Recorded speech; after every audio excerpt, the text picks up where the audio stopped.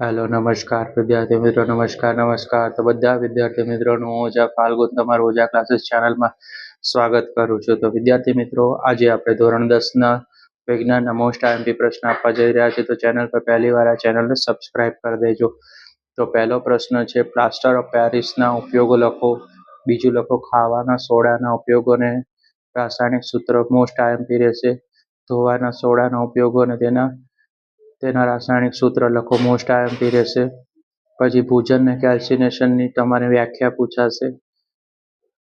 પછી next question રહેશે, હૃદયની આકૃતિ દોરી સમજાવો. માનવનું પાચન તંત્ર મોસ્ટ આઈએમપી પ્રશ્ન રહેશે. પછી પીએચ નું મહત્વ જણાવો.